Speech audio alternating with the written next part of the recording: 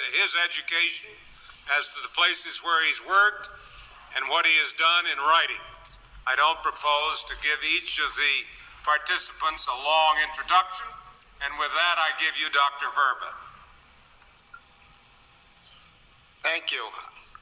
I've been asked to speak for 5 minutes to deal with the general contours of the problem of voting turnout. That's a big subject that we tried to deal with in a paper that could only deal with it superficially, and I can only deal with it in these few minutes by skimming the surface. The first point that has to be noted, of course, is that elections are crucial in a democracy.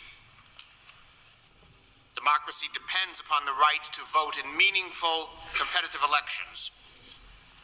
The United States pioneered the right to vote. By about the end of the 1830s, the United States had universal white male suffrage.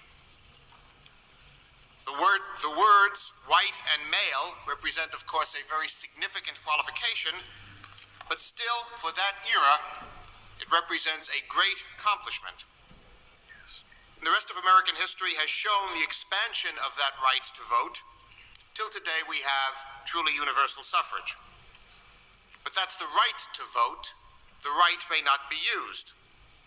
And that's where the problem of this conference comes from. Who's going to arrange to have that happen? Turnout in the United States has been traditionally low, lower than in other comparable democracies.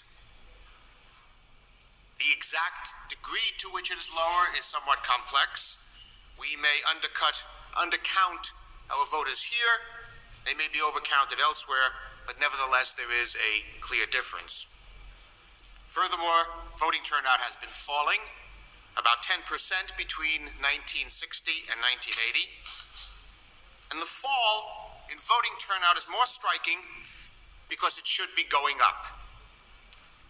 That is, the main social force that seems to lead people to vote is education, and education has been rising. Barriers to voting, poll taxes, difficult registration laws have been eased. And politics in the last 20 years has certainly been more exciting than it was during the somewhat bland Eisenhower years, and that should be bringing people out to the polls. So the fall in turnout is even more dramatic when one thinks of what it should be during those 2 decades. The data are striking. 74 million people stayed home in the 1980 election. The voters for the winning candidate in 1980 were outnumbered by non-voters by about 2 to 1. The second problem is not only that the absolute level of voting is low, but there is an unequal use of the polls. Non-voters are not a random sample of the public. They tend to be poor, ill-educated members of minority groups. And while there is some evidence for the closing of the voting gap across various groups, between men and women, between black and white Americans, there's also evidence that the gap in voting turnout between rich and poor, better and less educated, has certainly not declined and indeed may be getting somewhat larger. Thus, if American leaders respond to voters, they're responding more to one segment of the society than another. In these brief comments, I can't say much about the causes of decline. Let me just make a few quick points. There clearly is no single villain. There are a number of reasons that are given why voting has gone down. One is demography. Younger people tend to vote with less regularity, and we've had the entry of the 18-year-olds into the electorate, and we've also had a very large cohort of young Americans moving through the population. Another explanation is attitudes. People seem to think that elections do not matter as much, that the government will not be as responsive, that the choice is not as good as it should be. Another possible villain is the political process. And here, greatest attention has been placed on the declining potency of the political parties. Another villain is possibly the legal system. Obviously, it can't be responsible for the decline because the legal barriers to voting have been eased over these last 2 decades. Nevertheless, it may have something to do with dampening down over the long run voting turnout. And lastly, of course, with due respect to one of the sponsors of this symposium, there's the media.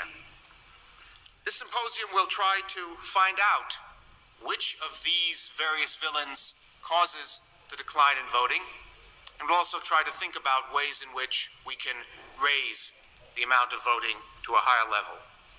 Thank you. Thank you very much.